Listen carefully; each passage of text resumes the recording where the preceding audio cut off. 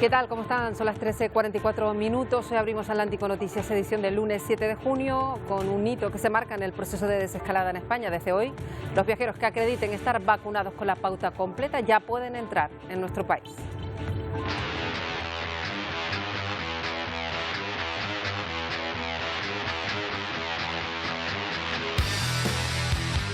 También pueden entrar en España desde hoy, incluido Canarias, evidentemente, los viajeros que vengan con test de antígenos negativos junto a las PCR. Hay países, sin embargo, desde donde todavía se van a mantener las prohibiciones. Es el caso de Brasil, India o Sudáfrica.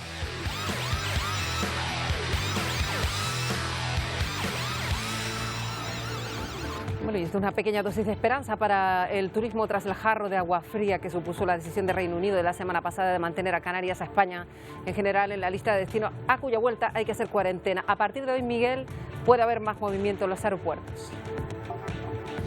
Desde hoy, los turistas que acrediten estar vacunados con las 4 fórmulas aprobadas por la Agencia del Medicamento Europeo y también las vacunas chinas Sinovac y Sinopharm no tendrán que presentar PCR negativa ni tampoco guardar cuarentena al llegar a nuestro país. A esto se suma también la apertura de los puertos a todos los cruceros internacionales después de más de un año cerrados por la pandemia. Bueno, y tendremos que esperar unas semanas a la nueva revisión de ese semáforo británico para saber si permiten viajar sin cuarentena al regreso. Precisamente esa cuarentena ha hecho que en Portugal, que han regresado a color naranja, por cierto, se hayan visto enormes colas de turistas británicos desesperados, Isier, por llegar a su país. Sí, Marta, y ese regreso, pues un poco prematuro, consistía en que querían evitar tanto el confinamiento de 10 días cuando llegaran a casa y también la realización de 2 pruebas PCR. Quienes llegaban el viernes, incluso en el mismo aeropuerto, se enteraban de la noticia, solo tenían 3 días para disfrutar del país y, como decimos, se evitaban así estas nuevas normas de confinamiento. Bueno, enseguida vamos a ver esas imágenes de Portugal, pero también tenemos más noticias hoy desde China. Por ejemplo, les contamos que se acaba de aprobar una vacuna inhalable contra la COVID. La presentación inhalada tiene como ventaja que solo requiere una quinta parte del fármaco para ser efectiva en comparación con la inyectable. Según el laboratorio, a las 2 semanas las personas ya tienen anticuerpos contra el coronavirus. Y sigue el gravísimo problema del oxígeno medicinal en Perú, que es uno de los países del mundo más afectados por la pandemia. A día de hoy, por ejemplo, pues un ejemplo claro en la ciudad de Santa Cruz, decenas de clínicas, hospitales sin suministro y que han tenido que cerrar las unidades de críticos. Y no dejamos Perú, porque en medio de esta situación se han celebrado unas elecciones que han enfrentado a 2 candidatos diametralmente opuestos, la ultraconservadora Keiko Fujimori contra el comunista Pedro Castillo. Los resultados muy ajustados, no se van a conocer hasta dentro de unos días. Y en México también jornada electoral en el día de ayer y el partido de López Obrador ha ganado las elecciones, pero no va a poder hacer los cambios en la Constitución. El partido, junto a los socios, no han alcanzado la mayoría suficiente.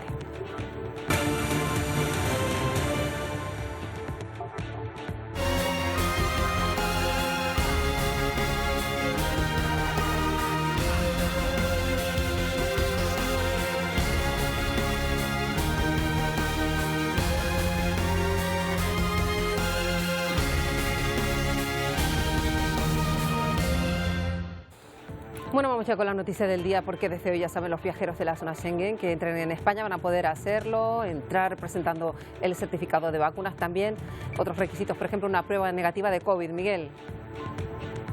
Sí, aunque todos los viajeros que vengan a nuestro país tendrán que seguir pasando un control sanitario en puertos y aeropuertos desde hoy. Todos aquellos que acrediten estar vacunados con la pauta completa con las 4 fórmulas aprobadas por la Agencia del Medicamento Europeo y la novedad, las vacunas chinas Sinopharm y Sinovac no tendrán que presentar PCR negativa y tampoco guardar cuarentena. Estas 2 últimas fórmulas las ha incluido el Gobierno, dado que están siendo utilizadas en países de Latinoamérica y también en Oriente Próximo. De esta forma, España entra en esa lista de países del continente europeo que ya está poniendo en marcha ese pasaporte digital COVID para controlar y reactivar uno de los sectores más afectados por esta pandemia. El Gobierno de España mantiene cerrado por completo las fronteras con países de alta circulación de variantes como Brasil, Sudáfrica e India. Bueno, y aquí en Canarias pues nos abrimos también al turismo extranjero a partir de hoy, igual que el resto de España. Ya hemos visto entrar a los primeros viajeros acreditando únicamente estar inmunizados con alguna de las vacunas autorizadas. En las islas se espera que hoy se registre un total de 90 vuelos internacionales. La cifra queda todavía, desde luego, lejos de un mismo lunes de 2019, cuando se recibían 329 vuelos desde el extranjero.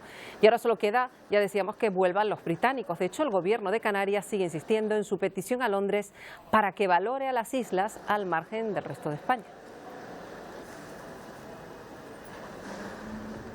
Pues nada, en una semana se revisa ese semáforo británico para saber si se permite viajar sin cuarentenas ni PCR al regreso. Precisamente son esas medidas las que provocaron largas colas de turistas ingleses en Portugal, todos desesperados por volver a su país, Isier. Sí, Marta, y ese regreso prematuro tenía como causa evitar esas nuevas normas de confinamiento durante 10 días al regreso a Reino Unido y también la realización de 2 pruebas PCR. Hay quienes llegaban el pasado viernes, al aeropuerto de Faro en Portugal, del que hemos sacado esas imágenes de largas colas, y allí mismo se enteraban de la noticia. Solo podían disfrutar de Portugal durante 3 días. Por ejemplo, hubo quienes tenían vacaciones planeadas durante 2 semanas y, como decimos, solo pudieron disfrutar del país 3 días para evitarse estas nuevas normas de confinamiento. A esta frustración también se le suman los costes adicionales y la compra de nuevos billetes. Johnson asegura que esto se hace para evitar más contagios procedentes desde Portugal y para limitar también la propagación de la variante Delta. Pero hay algunos expertos que aseguran que Johnson lo que quiere es reactivar la economía, pues fomentando el turismo local estas vacaciones. Portugal este fin de semana. El aeropuerto de Faro lleno de turistas ingleses volviendo a casa antes de tiempo. Semanas antes, nuestro país vecino había sido incluido en la lista verde de Boris Johnson como destino seguro. Pero a partir de mañana cambian las reglas. Los y las británicas que regresen de Portugal deben guardar 10 días de cuarentena y realizarse 2 pruebas PCR.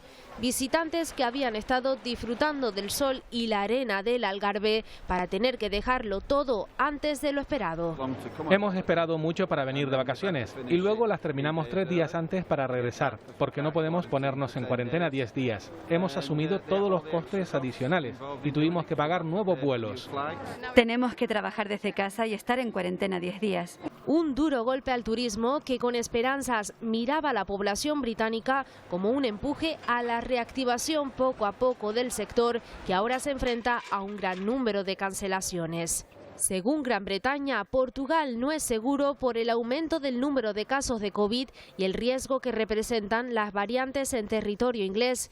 En este caso, la Delta, que preocupa a las autoridades británicas al ser un 40% más contagiosa. Reino Unido notificaba este domingo más de 5.000 nuevos casos y las infecciones crecen un 68% respecto a la semana pasada. Bueno, pues muchos asuntos de los que queremos hablar hoy con José Luis Soreda, que es vicepresidente ejecutivo de Exceltur, la Alianza para la Excelencia Turística, que está con nosotros aquí en Televisión Canaria. Señor Soreda, buenas tardes, bienvenido. Buenas tardes. Bueno, empezamos con qué puede suponer para el turismo esta apertura, esta entrada de turistas que estamos viviendo ya, que cambia un poco la perspectiva de la que se tenía la semana pasada, ¿no? Bueno, yo creo que es una excelente noticia que poco a poco los niveles de tolerancia y la flexibilización en cuanto a los controles sanitarios, sin perder lo más mínima cautela en que hay que vencer a la pandemia por encima de todo, faciliten cada día más la movilidad y faciliten un turismo que es fundamental para la recuperación económica de España, para la recuperación del empleo y sobre todo también de Canarias, aunque no sea su temporada punta. Por lo tanto, muy buena noticia el que se haya facilitado que con una prueba con dosis completa puedan venir de países hermanos, sobre todo Latinoamérica. Esto va a favorecer fundamentalmente a algunos destinos urbanos españoles que buena falta les hacen, y también el que se permitan los test de antígenos que reducen sustancialmente el coste, incluso para aquellos países Schengen donde se permitía la entrada, pero un PCR y entre una prueba de antígenos, por ejemplo en Alemania son gratuitos, pues facilita enormemente los desplazamientos. Claro, esto puede hacer augurar, señor Soreda, y dándonos cuenta de lo que ha ocurrido con los británicos, ahora mirando hacia otros mercados que a lo mejor pues ya los alemanes, los franceses, las personas de Países Bajos se animen a viajar, ¿no? Bueno, yo creo que también esto estábamos esperando entre todos, que se animaran no solo los ingleses, que luego merece un comentario aparte, pero de otros mercados muy importantes también para las islas, como son los alemanes, como son los italianos, que están recuperándose, como son franceses. Y, en definitiva, de nuevo, el que se permita acceder con un test de antígeno, que en algunos casos pues roza los 18-20 euros versus los 120 euros, pues facilita que una familia, y no familia, cualquier persona individual, pues se permita contemplar un viaje a Canarias o un viaje a España. En cuanto al mercado inglés, es otra historia. Claro. Yo creo que ahí hay una suma de razones, es un cóctel un poquito perverso, entre algunos que argumentan que en el interés del gobierno inglés está que sus ciudadanos se queden en Inglaterra por cuestiones económicas y no solamente para no verse contagiados, otros que hablan de los niveles de contagio, pero en ese caso, bueno, pues tampoco nosotros podríamos sentirnos agraviados en la medida que otros países muy potentes, como son como son Grecia, como son Italia, como es el mismo Portugal, que ha vuelto otra vez a la casilla de partida, están penalizados, y ahí sí que deberíamos poco a poco negociar que se produzcan los mismos niveles de tolerancia que España está teniendo con los ingleses, en un sentido de tener una reciprocidad similar por parte de Inglaterra con sus propios conciudadanos al volver. No creo que esto sea factible y seamos realistas. Claro, Le decía, señor Soleda, que están dando ustedes una cifra que deja bien a las claras lo que estamos hablando. Solo con el mercado británico, en un mes de junio, 386 millones de euros diarios se pierden por esta circunstancia. Bueno, y si nos remitimos a las Islas Canarias, estaríamos hablando de 78 millones semanales, o bien 11 millones de euros al día se está perdiendo por la falta de esos flujos de turismo británico. En esta época del año el turismo británico es importante para Canarias, es cerca de un 40% del total de los extranjeros y por lo tanto es vital el que podamos lo antes posible recuperarlo. Pero estaba empezando a decirles que también tenemos que ser realistas. Los ingleses se han planteado la próxima revisión para finales de mes y el propios grandes turoperadores como Jet2, como TUI, ya han anunciado que no empezarán a volar a España y también a las Canarias antes de principios de julio. Con lo cual, no podemos de alguna manera recrearnos en el romanticismo de que está por llegar, y nos tenemos que poner las pilas para intentar diversificar con otros mercados europeos, el alemán, el francés, el italiano, para que mientras que los ingleses no vengan, el agujero que nos deje esta falta de ingleses sea el menor posible. Y en este contexto, además, el turismo interior, el turismo nacional va a ser clave para Canarias y para el resto de destinos nacionales.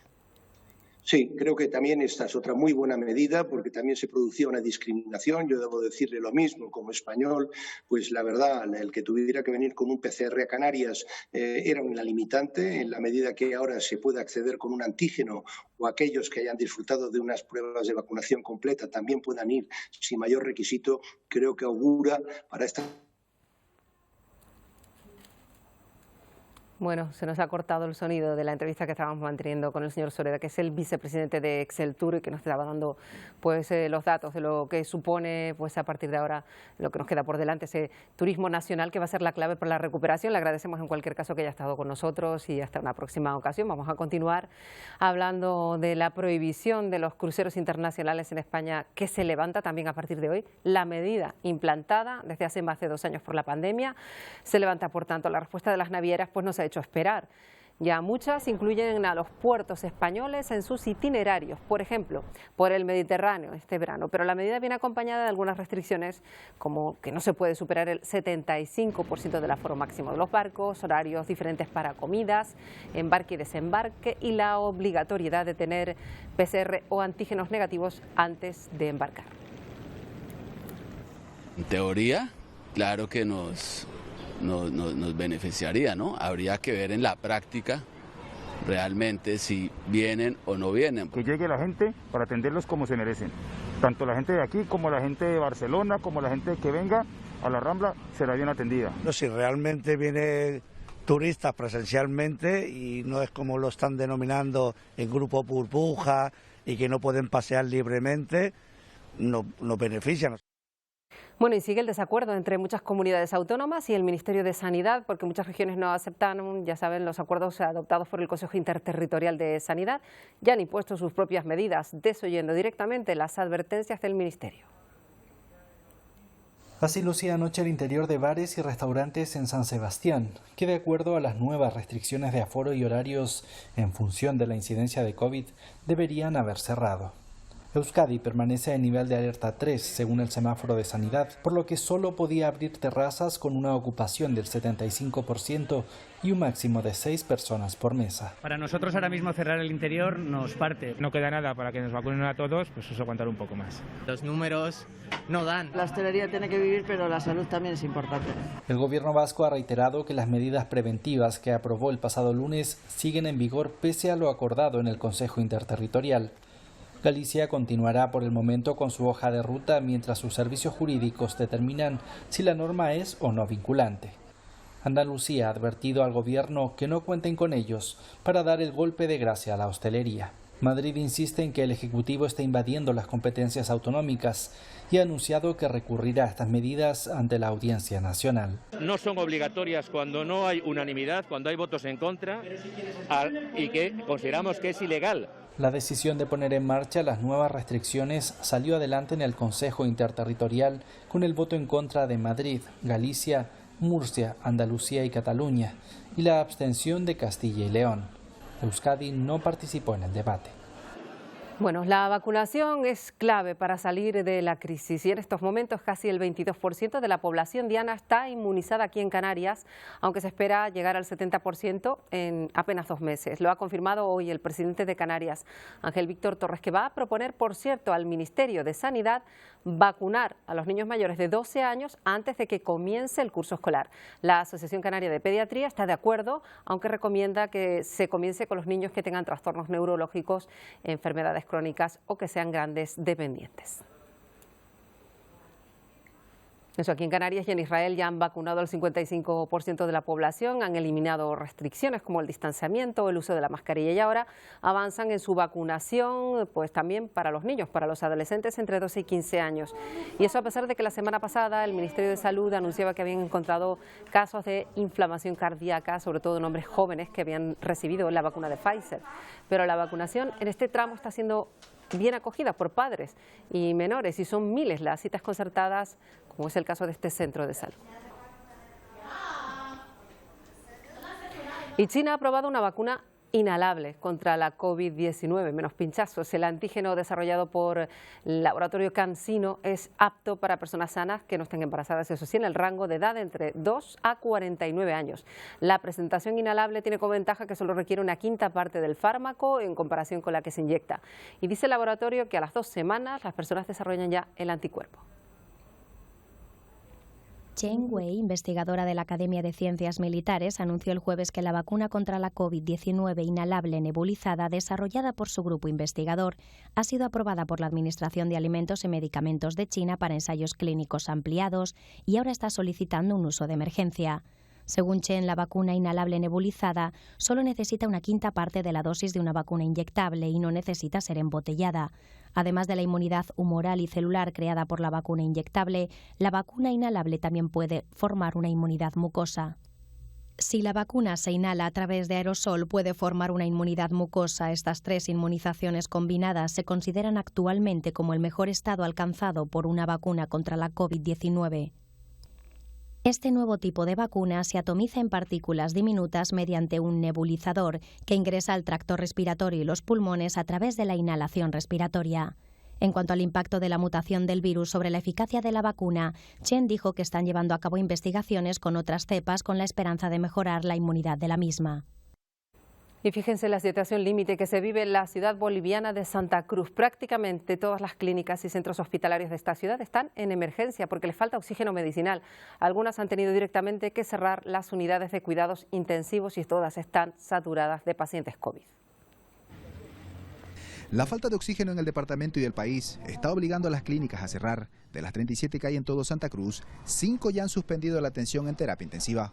De las 37 clínicas ya van como 6 o 7 clínicas que están cerrando, justamente porque hay un instructivo justamente a estas empresas que nos proveen oxígenos o algunas que le proveen oxígenos, de que se debe priorizar a los hospitales públicos y no así a las clínicas privadas. Rafael Quinteros, experto en administración hospitalaria, informó que la situación se veía venir e incluso se informó a las autoridades, pero no se tomaron previsiones. Señaló que otras clínicas también cerrarán si es que no hay una solución. Estamos hablando de que van a llegar 300 toneladas, 500 toneladas, no alcanza ni para 5 o 6 días. En todo caso, creo que se deben tomar políticas más serias de inmediatamente, vuelvo a repetir, hace 14 meses lo dijimos y lo volvemos a repetir, que se deben traer plantas, estas plantas de oxígeno de 50 metros cúbicos mínimamente que cargan 200 tanques día.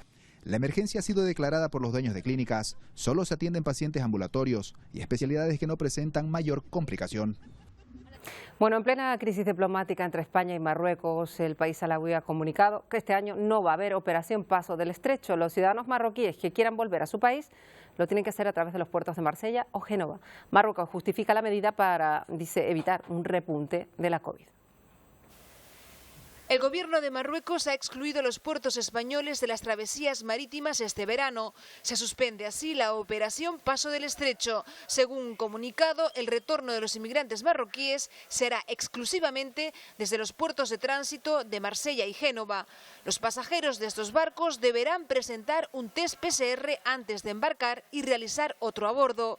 Se desconoce si estas restricciones durarán todo el verano. Este bloqueo supone un duro golpe para los migrantes marroquíes que cada verano atraviesan España y que embarcan desde distintos puertos del sur como Algeciras, Tarifa y Almería. Rabat justifica la medida para evitar un repunte de la COVID. Con las nuevas restricciones, las navieras podrán transportar un máximo de 250.000 personas, una décima parte que un año normal. Junto con las conexiones aéreas, se estima que las entradas en Marruecos no superarán el 1.000.000 de pasajeros. Grecia está en pleno proceso de desescalada tras controlar los contagios en el país. Abrió sus fronteras el pasado 15 de mayo a los turistas de la Unión Europea. Y el gobierno continúa con la inmunización de la población y mantiene medidas para evitar que vuelva a dispararse la curva. Pero en Tesalónica miles de universitarios se reunieron, ahí lo ven, en un evento en el que no se respetaban ni mucho menos las distancias de seguridad, no había mascarillas. Según medios locales, no se trata de un hecho puntual. Las fiestas en esta facultad se repiten a diario en las últimas semanas. Estos actos podrían provocar que aumenten los contagios. El país había logrado reducir un 39% las infecciones en el último mes. En cambio, en Australia siguen preocupados por el brote detectado en el estado de Victoria. La ciudad reportó el mayor aumento de nuevos casos, en total 11 nuevas infecciones, solo 11. Según las autoridades, todos vinculados a grupos ya detectados y residentes en Melbourne. Contagios que obligaron a cerrar por completo hace 11 días esta ciudad. Según el equipo de rastreo, los nuevos casos están asociados a la variante Delta.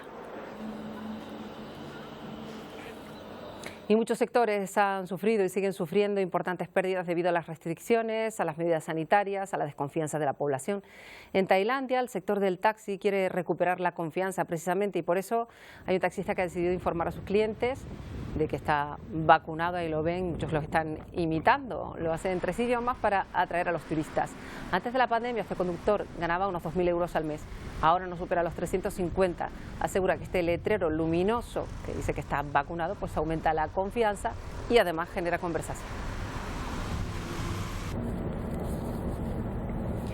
Fin de semana electoral en Perú, en unas elecciones muy reñidas. Los primeros resultados dan una ajustada ventaja a la ultraconservadora Keiko Fujimori sobre el candidato de extrema izquierda Pedro Castillo. Apenas un punto de diferencia. Podrían pasar días, incluso semanas, antes de que los resultados oficiales se conozcan. Aún falta por contar el voto rural y el de quienes viven fuera de Perú. Estas serán las valoraciones durante la jornada. Aquí no hay un ganador o un perdedor. Aquí lo que se tiene que buscar finalmente es la unidad de todos los peruanos. El Perú tiene que entender que si no nos unimos, no vamos a poder lograr sacar adelante a nuestro país. Nuestro país necesita sacar adelante de muchas emergencias, de muchas situaciones que el día de hoy La pandemia lo ha demostrado. Bueno, también en México el domingo ha habido jornada electoral. El partido del presidente López Obrador ha perdido 66 diputados en el Congreso. En este caso, el Movimiento de Regeneración Nacional, Morena, se llama el partido de López Obrador, con un pacto podría conseguir la mayoría junto al Partido del Trabajo y el Partido Verde, que ha cuadruplicado sus votos. Estos son solo resultados preliminares, porque los oficiales tampoco los vamos a conocer hasta la próxima semana. Cabe destacar que en muchos puntos se vivieron momentos de extrema violencia, hasta el punto de que se llegaron a lanzar restos humanos a una mesa electoral en Tijuana. Un hecho que se suma a una campaña sangrienta. 96 candidatos o vinculados a candidaturas han sido asesinados desde que comenzó la campaña. Así valoraban estas vecinas el derecho a poder elegir. Hay mucha gente que no viene a votar, normalmente. Ahorita a lo mejor se animen de ver el peligro en el que estamos. La violencia pues está tremenda como nunca. Y la guerra sucia pues también. Desgraciadamente, todos contra todos. Que tenemos que participar en la dirección de nuestro país. Todos tenemos el mismo derecho. Bueno, el gobierno de Ceuta calcula que aún 3.000 personas siguen sin control por las calles de la ciudad autónoma, entre ellos menores de edad. Estos migrantes se niegan a regresar a Marruecos. Muchos de ellos no cuentan con recursos para comer, por eso la ONG Luna Blanca ha puesto en marcha una iniciativa para ayudar a estas personas y ha ofrecido más de 1.200 menús diarios. Esto provoca que se formen esas largas colas de personas, sobre todo de nacionalidad marroquí, junto a la mezquita. Según este organismo no gubernamental, están recibiendo aportaciones de instituciones públicas, de los bancos de alimentos, pero también colaboran personas anónimas. Facilitamos una comida caliente al día y evidentemente acompañada con fruta, pan y una bebida, o bien agua o bien un zumo. Es especial puesto que se necesita de recursos tanto materiales como personales. Vamos a hablar de migración irregular, continuamos porque de eso se va a hablar en la visita que ya ha comenzado. La vicepresidenta de los Estados Unidos, Kamala Harris, está en Guatemala en lo que es una visita histórica con un retraso de varias horas por problemas en su avión. Harris llegó a ese país centroamericano para reunirse con su presidente, Alejandro Giammattei. La vicepresidenta ha anunciado que quiere que las conversaciones sean francas, honestas sobre la lucha contra la corrupción, la violencia y el crimen, y sobre todo en las poblaciones más vulnerables. También se va a hablar de migración irregular. Y de esto seguimos hablando porque el gobernador de Texas ha anunciado que quiere cerrar los centros de acogida para los menores migrantes no acompañados, argumentando que la presencia de migrantes produce un aumento de la delincuencia. Por su parte, la administración Biden quiere alternativas para evitar estos cierres. Está bajo ataque en la declaración de desastre emitida esta semana por el gobernador de Texas, Greg Abbott, con la que busca, según dijo, proveer mayores recursos para combatir la actividad criminal derivada de la crisis en la frontera. Aparentemente, el gobernador Abbott tiene información que nosotros no tenemos. Hablando con autoridades locales, ellos no han reportado niveles de actividad criminal que requieran una declaratoria de desastre. El gobernador asegura que han aumentado los crímenes contra la propiedad, el tráfico de drogas y la trata de personas a raíz del flujo migratorio a través de la frontera sur. La orden de Abbott también instruye a la Comisión de Salud y Servicios Humanos de Texas cancelar las licencias de operación de los albergues locales que reciban a menores no acompañados. Sus posiciones y acciones realmente no hacen más seguro, hacen mejor las vidas de los niños migrantes, no hacen mejor las vidas de las comunidades en la frontera. Está usando los niños migrantes para jugar sus juegos políticos. Según la agencia de prensa asociada, hasta el 19 de mayo habían 4.200 niños en 52 refugios con licencias estatales financiados por el gobierno federal para recibir a los menores migrantes.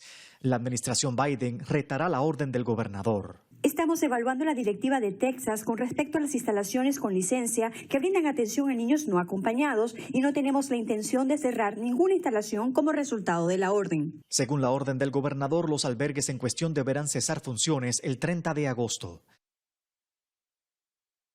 Bueno, y Texas está a un paso de no requerir permiso para portar armas en el estado. La legislatura local aprobó un proyecto de ley que solo necesita la firma del gobernador. Nos lo cuenta Arnaldo Rojas. El gobernador de Texas podría convertir en ley en cualquier momento un proyecto legislativo que permitiría el porte de armas sin necesidad de tener una licencia en el estado.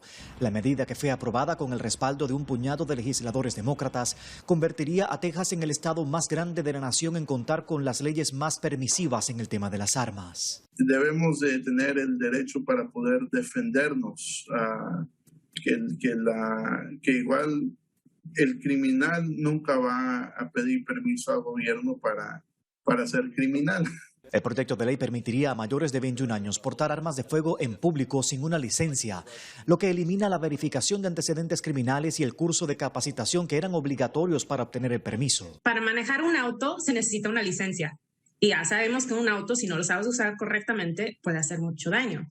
Lo mismo con un arma. Si quieres tener tu arma, está bien, puedes tener tu arma, pero lo que se trata es tener la seguridad, tener la educación, saber cómo usarlo. Varias corporaciones policiales se oponen al proyecto de ley, argumentando que el estatuto pondrá en mayor riesgo a sus oficiales. Quienes se oponen al control de las armas aseguran que la medida devuelve a los ciudadanos el derecho a protegerse. Tú vas a poder tener el derecho de portarla, pero vas a tener el deber de poder, de tener que entrenarte, porque si la llegas a utilizar en una circunstancia que no amerita legítima defensa, vas a pagar con pena de cárcel. El gobernador Greg Abbott anticipó que convertiría en ley el proyecto, pero aún no lo ha firmado para darle vigencia. Bueno, los efectos de la pandemia a la que volvemos son múltiples y muchos aún no los hemos llegado a dimensionar del todo, pero hay uno del que ya advierten seriamente los pediatras y los expertos en salud mental. Se han duplicado los casos de urgencias psiquiátricas infantiles, los trastornos de conducta alimentaria, ansiedad y depresión e incluso autolesiones o intentos de suicidio de adolescentes. Los pediatras y los psiquiatras advierten de una pandemia de problemas de salud mental en la población infanto-juvenil y piden sobre todo un plan de prevención y de respuesta. Bueno, hablamos con Pedro Javier Rodríguez, que es psiquiatra infantil, miembro de la Sociedad de Psiquiatría Infantil de España. Señor Rodríguez, gracias por atendernos. Hola, ¿qué tal? Muy buenos días. Para hablar de nuestros datos que son tan preocupantes, y estamos hablando de chicos y chicas muy jóvenes, un aumento notable de problemas de salud mental. No sé si se le está dando la importancia, la dimensión que requiere este problema.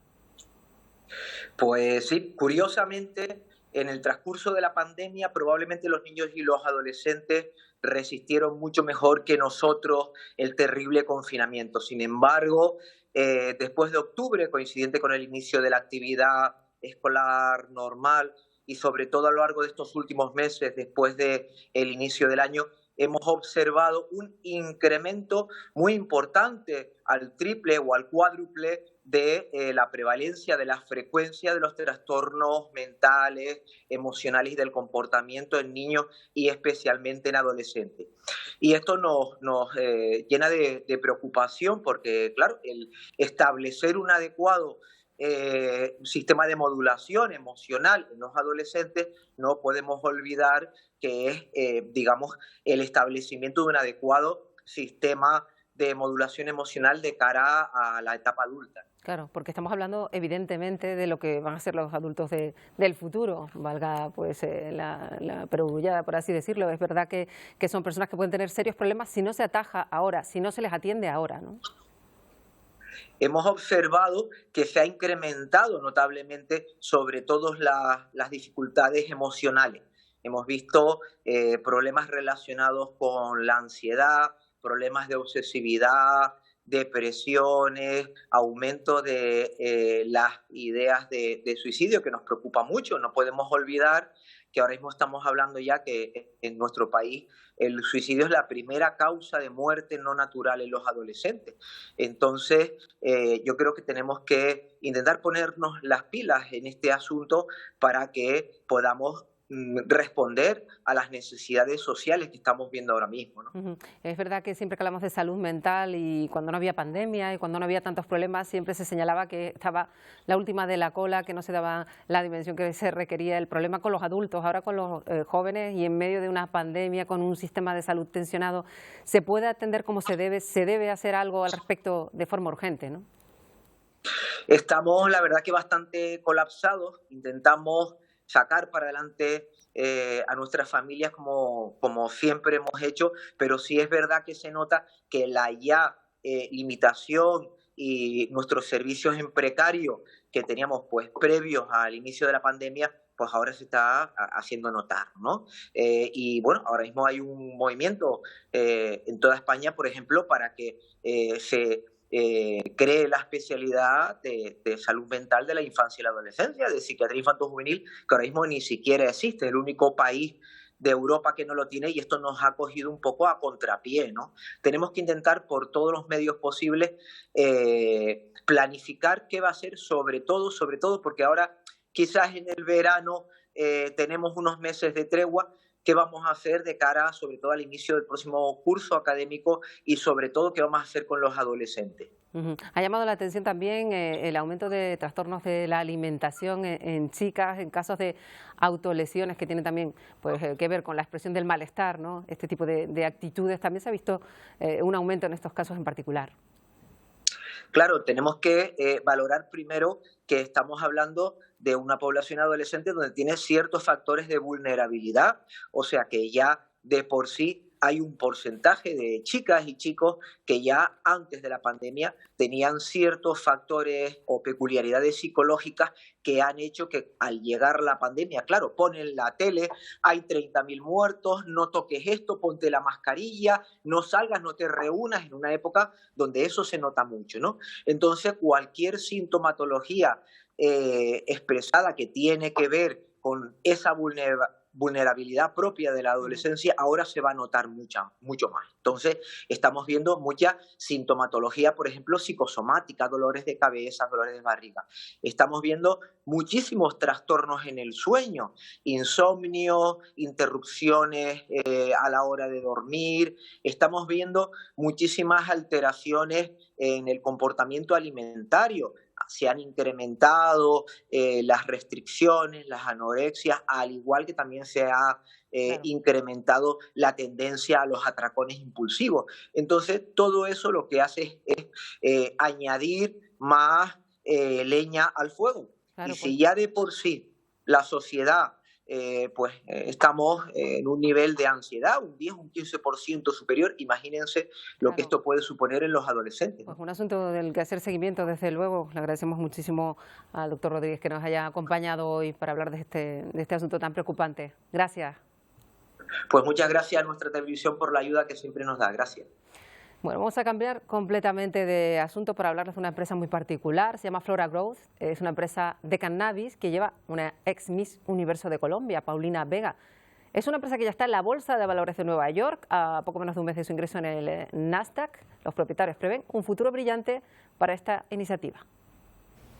Colombia despenalizó en 2017 el uso medicinal y científico de la marihuana. En septiembre de 2020 ya se habían expedido en el país 827 licencias para la siembra y producción de la misma. Flora, empresa de cannabis originaria de Toronto, pero que basa su producción agrícola en Colombia, es una de las pioneras en hacer parte de Nasdaq en la Bolsa de Valores de Nueva York. El mercado de cannabis es un mercado estimado en 250 billones de dólares. En Colombia estamos cultivando unos de los gramos de flor seca de cannabis más bajos en términos de costo de todo el mundo. Luis Merchan, presidente y CEO de Flora Growth, destaca la experiencia productora y exportadora de Colombia en el mercado de las flores en el ámbito mundial. Esto, según la ex Miss Universo y fundadora de la empresa, Paulina Vega, les asegura conocimiento y experiencia suficiente para trabajar con la flor de cannabis, que tiene un corte especializado. Tenemos una historia muy especial, muy única y muy poderosa.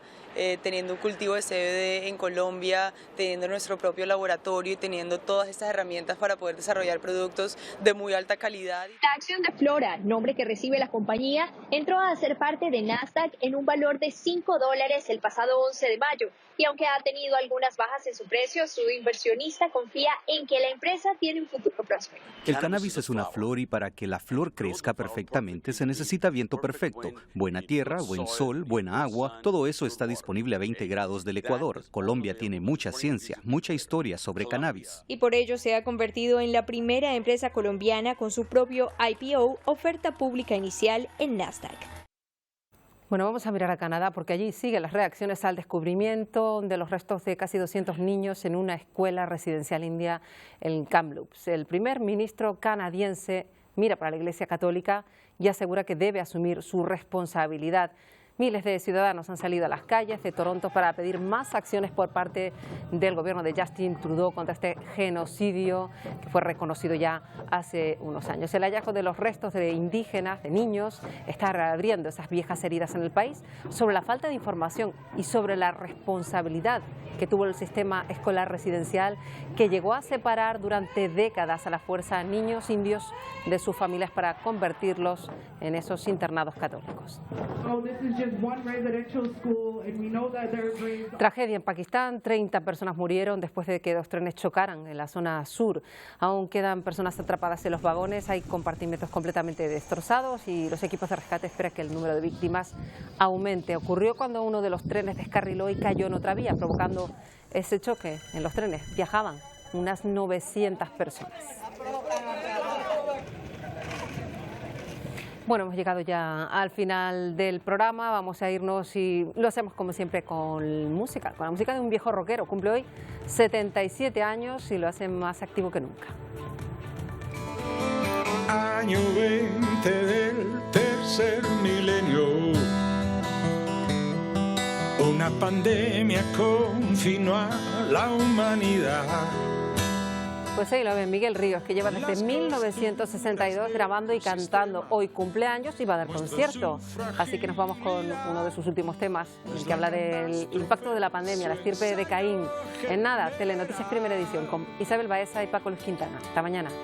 Mes de abril creció el desasosiego. La primavera se estrelló en un hospital. La sociedad del riesgo triunfa la desigualdad. Los héroes cotidianos quieren respirar y la estirpe de